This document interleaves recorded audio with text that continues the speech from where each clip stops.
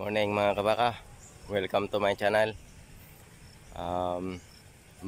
Panibagong video na naman po ito. Bagong panganak, pangalawang anak po niya ito, itong inahin na baka namin mga kabaka. Sa mga viewers ko po, pasensya po kayo dahil ngayon na naman po ako nag-upload ng video. Karoon po kasi ng problema sa aking YouTube channel. Bali ang mga kabaka, itong inahin namin, yung unang anak niya saka ito pangalawa, 2 taon ang agwat.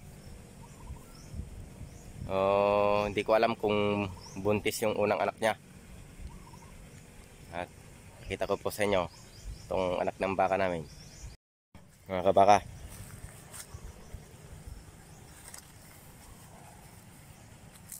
Ay balls.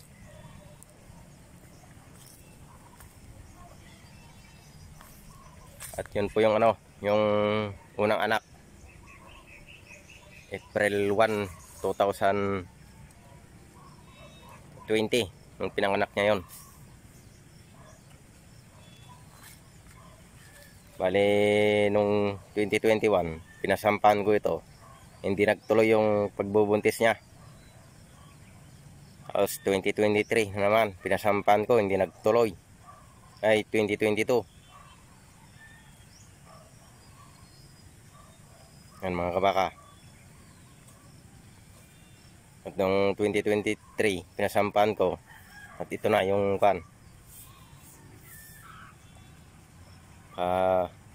kinalabasan niya. 2 balls ang ginamit ko dito na sumampa mga kabaka. Nung pinasampang ko ito noong 2023 April 11, ang anak sana nito ng January. Parang parang first time na naman yung mga anak. Umabot ng 10 buwan mahigit mga kabaka.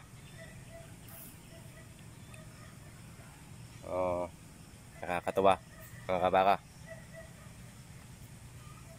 Bagong blessing na naman sa mga first time po dyan na mag-aalaga ng baka o nagbabalak na mag-alaga ng baka.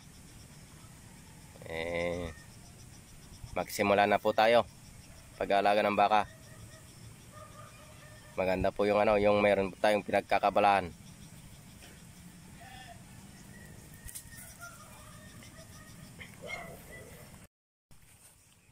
Kanina lang ito ng anak mga kabaka. Hindi ko naaktuhan yung yung panganganak niya kasi nagsimba ako. Isa itong pinagdarasal ko na manganganak ngayon mga kabaka.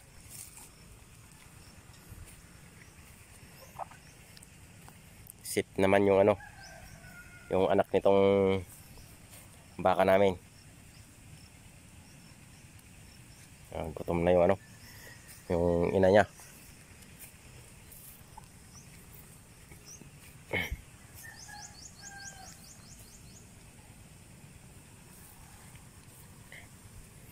Kukuhanan ko na ng makakain itong inahin mga kabaka. Laki ng tenga. Meron po itong dugong Brahman. Papakita ko po sa inyo mga kabaka yung yung ginamit ko na balls dito. Pero yung isa nabinta ko na kasi sinuwag ako. Papakita ko mga kabaka yung balls na sumampa rito na isa. Itong balls namin na ginamit ko sa inahin na baka namin, hindi po siya kaanong katangkad.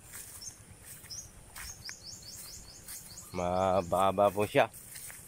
Pero yung inahin matangkad po.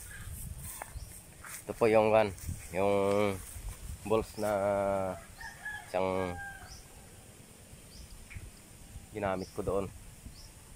Ipapakita ko po yung yung video ng isang balls namin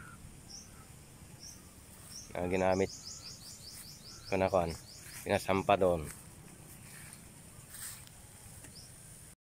Maraming salamat po sa panonood sa aking video. Lalo na sa mga nag-subscribe. At maraming salamat po sa mga basher ko. Basher pa more. Abang-abangan nyo po yung mga bagong video ko sa susunod na araw, mga kabaka. Maraming salamat po. God bless po. Happy farming, mga kabaka.